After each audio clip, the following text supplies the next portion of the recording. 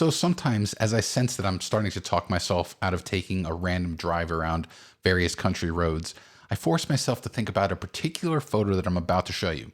I took this photo over 14 years ago in July of 2012 while making totally random left and right turns along stretches of Nebraskan farmlands.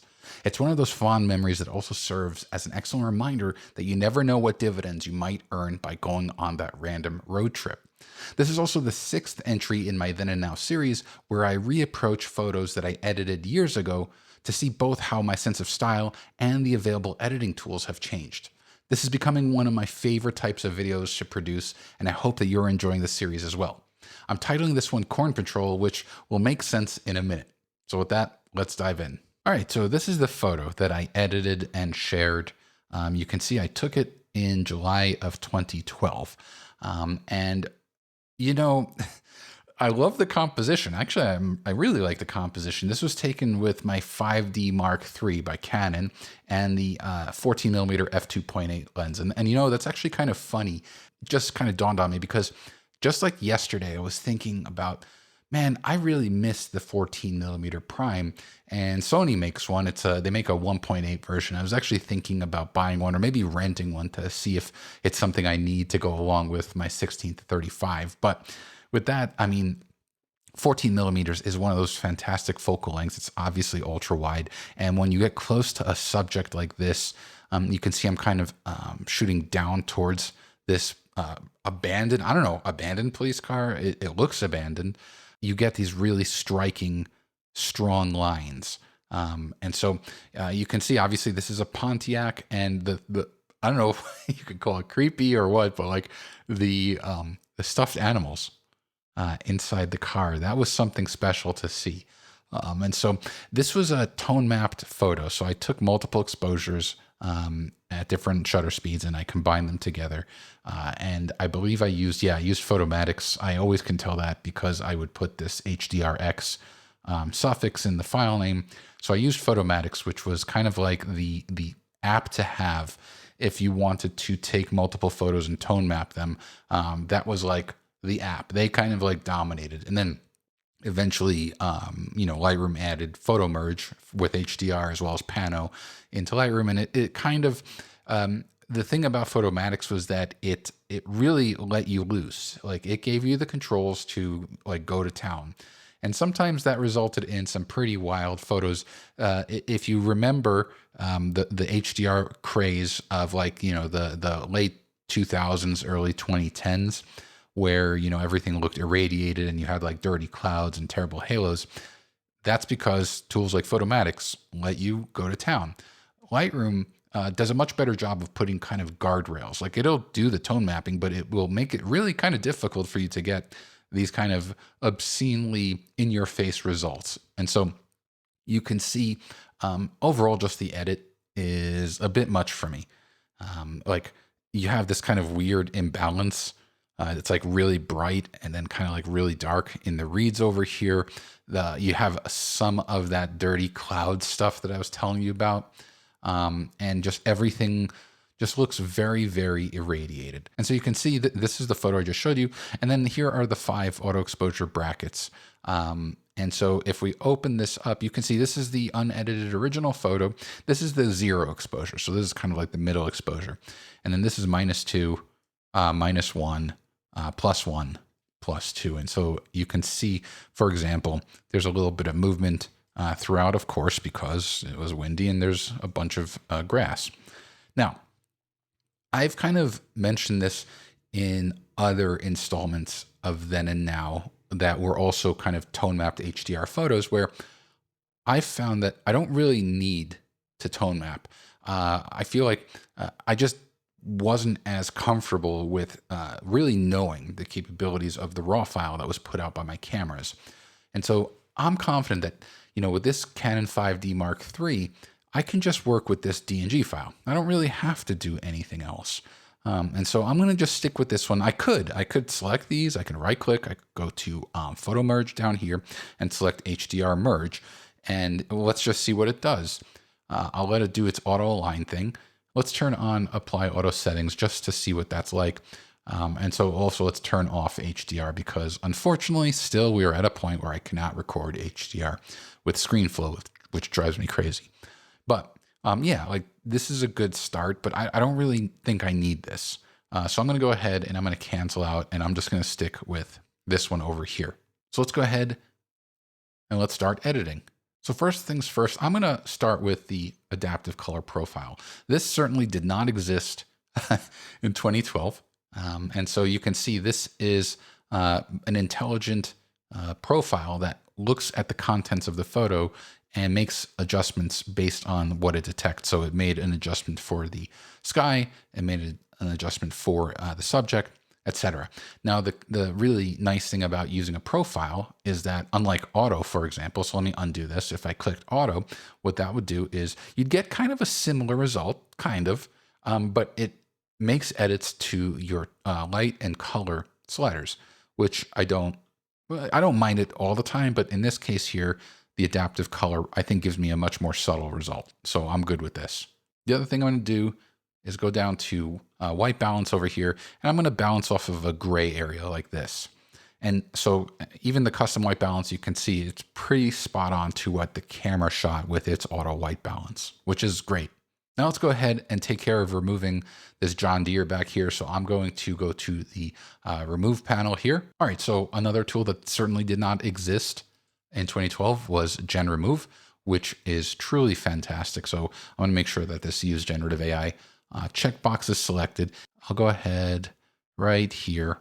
And then again, let's just select the rest of the vehicle. I'm going to make a larger brush here and get this going. So right like that. And also I'm going to change the color of the overlay to make it easier for me to see. So I'm going to make it kind of this yellow and see that I missed a spot there. Okay, so that's good. And then I'm just going to get that little tiny spot there.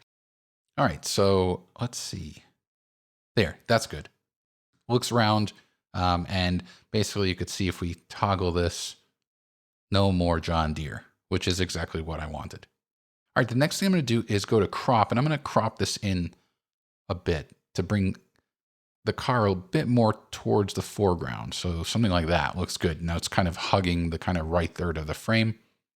You can also see here that because I applied two AI tools out of order, I invalidated the adaptive profile. No problem. All I need to do is click on update all, and that will take care of that. All right, now let's go ahead and apply some global settings.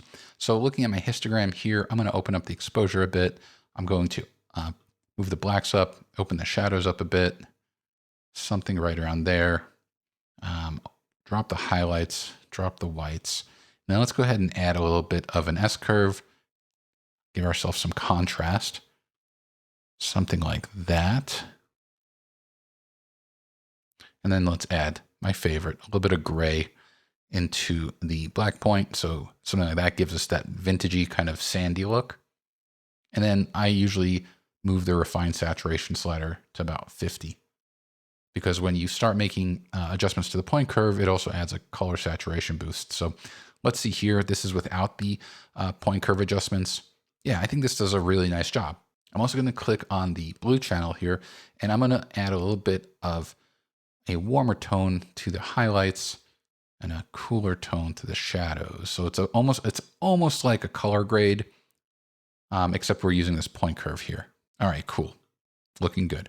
Let's go to the color temperature here overall, and I'm going to warm up the image like that. All right, the other thing I'm going to do is I'm going to go to color calibration, which is hidden by default in Lightroom. If you want to use it, you'll want to click on this try dot over here at the bottom right toolbar, and then make sure that show color calibration is selected. And then I'm going to take the blue primary saturation slider and I'm going to increase that. Probably my favorite slider in the entire edit stack. I'm also going to increase the green primary saturation slider. And if you don't know what the color calibration panel does or why that's my favorite slider, I will leave a link to a video at the end of this one that explains all about how this panel works. Definitely do not skip it, because if you haven't been using this panel, you're really leaving a lot on the table in terms of just finessing color. It's really that powerful. All right, so let's hit the backslash key just to see. This is the unedited photo. This is what we've done so far with editing. Now, what I want to do is apply some local adjustments using the masking tools over here. Let's start with sky. This is the adaptive sky mask. So what it does is it automatically looks for a sky and makes a selection. This is fine. I just want to apply a little bit of a dehaze to bring out more contrast in the sky. Not too much. That's like the olden HDR days that we want to avoid. But I do think that bringing out a little bit of that contrast looks nice. I'm also going to drop the highlights a bit, just a tiny bit, like that. Let's see here what this looks like. Yeah, you see how kind of the sky looks kind of flat? And all I'm doing is just bring out a little bit of detail. So let's go ahead and rename this. We'll call this sky. Now let's go ahead and create a new mask, and I'm going to select landscape, which didn't exist in 2012. Actually, I don't think most of these masking tools existed in 2012. And what this is doing is it's identifying various components to the photo. So you can see it already detected sky, but we already made that edit. There's vegetation, which I want, and natural ground. Sometimes the overlap doesn't make a lot of sense. In this case here, vegetation is exactly what I wanted. So I'm going to create that mask here. And what I can do here is I'm going to add some texture, and I'm going to drop back the clarity. I'm also going to go to temperature here, and I'm going to warm this up a bit more. Cool. All right, that's looking good. Now what I want to do is edit the car. So for that, we can do one of two things. I can either do an adaptive subject, which you can see that Lightroom does a pretty good job, or what I can also try is the objects mask here. And you can either use a brush or a marquee tool. I'm going to use a marquee tool, and I'm just going to make a selection over the car. Now we can compare. I can already tell that the objects mask, it does a better job. So here's object, here's select subject. You see how it actually does quite a good job. So what I'm going to do is I'm going to get rid of this mask here. And let's rename this one. This was the grass.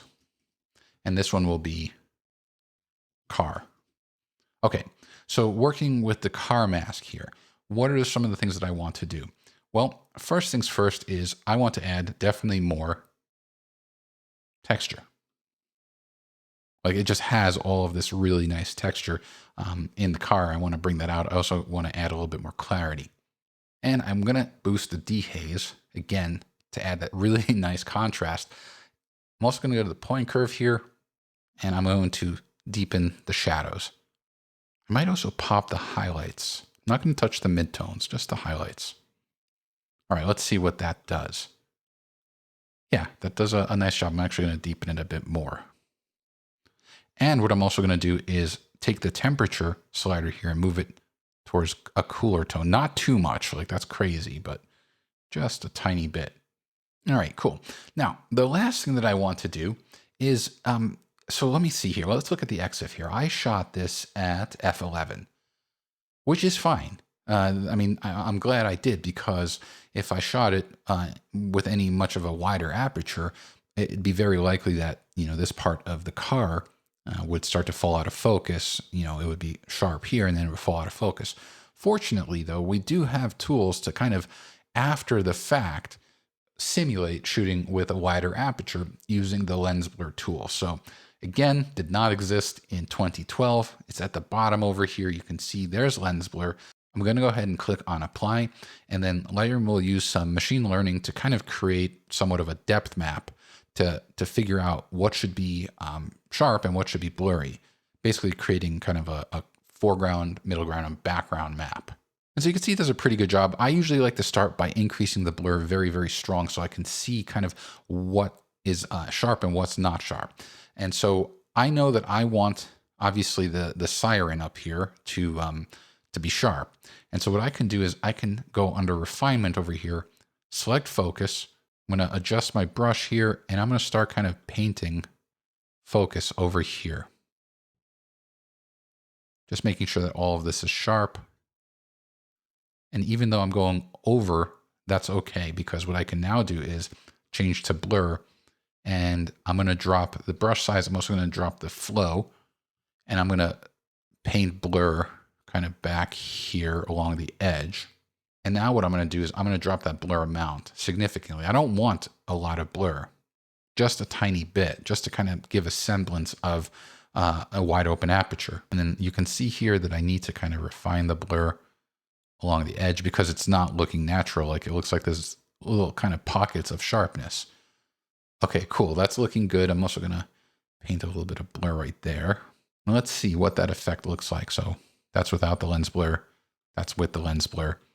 And so, yeah, you can see it's very subtle. And in fact, I'm going to dial it back even more. Just like that. You don't need to really hit your viewers over the head with this. But if we toggle this, you can see like everything is sharp from foreground to background. So that's, that's fine. But I do like being able to kind of bring the trees in the background out of focus just a little bit. I think it draws the eye even more to the car. Now, again, because lens blur is an AI tool and I applied it out of order, you can see how it sits a bit further up in the AI edit order of operations list. No problem. All I need to do is click on update all, just like we did before, and Lightroom will update the pixels to make sure everything is in good standing. All right, let's go ahead and park the blur refine brush. And then the last thing I'm going to do is apply sharpening. So I apply sharpening generally the same way because to me, it makes the most sense. The first thing that I like to do is zoom in to 100% and look at an area that should be sharp. So right around here. Then what I like to do is take the radius slider and move it to the minimum of 0.5 pixels. So this slider tells me that I'm going to apply sharpening within a half pixel on either side of any edge. The higher the value here, the kind of more sharpening will be applied on either edge, and that could lead to these kind of unsightly halos, which I want to avoid. However, detail will control whether the sharpening is applied to kind of long edges or these fine edges. And if I bring the slider to the left, then it will only apply to these larger edges, but I want it to apply everywhere, so I bring detail to 100.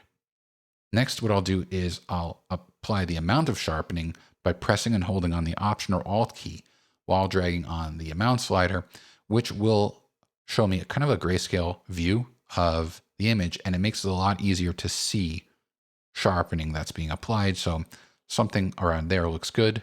And then the last thing I'll do is zoom to fit. And just like before, press and hold on the Option or Alt key while dragging on masking so that I can remove the sharpening from areas where it doesn't belong, like the sky or any of the other flat areas of the image. So this looks good right here. And that way I know that sharpening is being applied just to the areas where it belongs. And I must have invalidated something before, so let's go ahead and update AI edit status. And I guess the last thing I'll do is apply a custom vignette. To do that, let's go to masking again.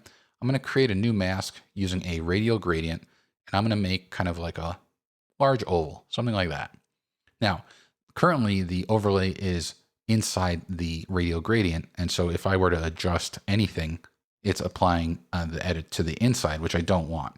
Actually, what I want to do is flip that, and so you'll want to click on this invert button here, and that flips it.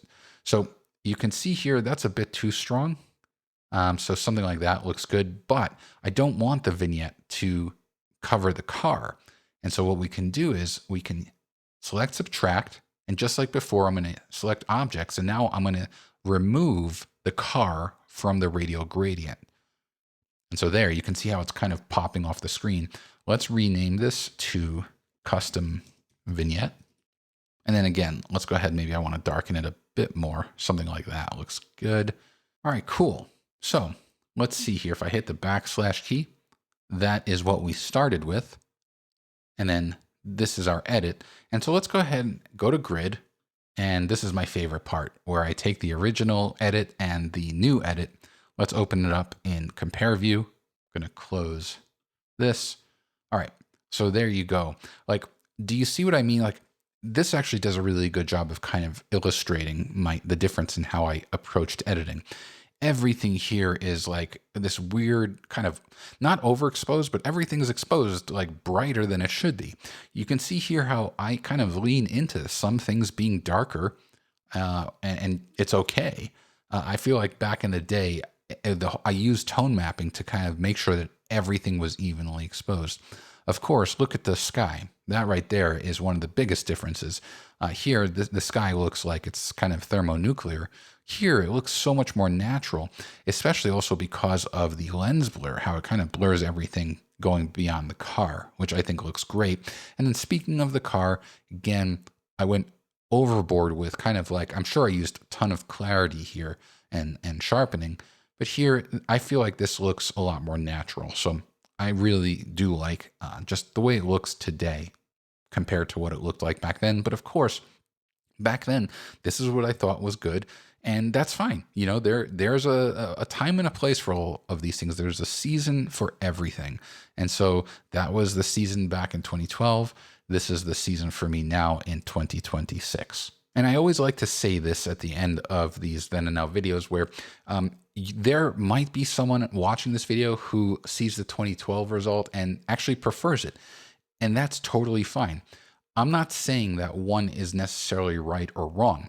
What I'm saying is that for me individually, me personally, that 2012 photo had a time and a place, but today, over all these years, over a decade, just things are different by the way I approach how I edit my photos. I think I go for more of a natural look, even though I still do have some fun with stylization. I don't know. I find that I'm glad that Brian is back in 2012, and that's not necessarily how I edit my photos today. And so I mentioned throughout the video how there were a bunch of tools that didn't exist in Lightroom back in 2012. If you want to learn everything there is to know about Lightroom, whether it's desktop, mobile, or web, please check out my course called Lightroom Everywhere.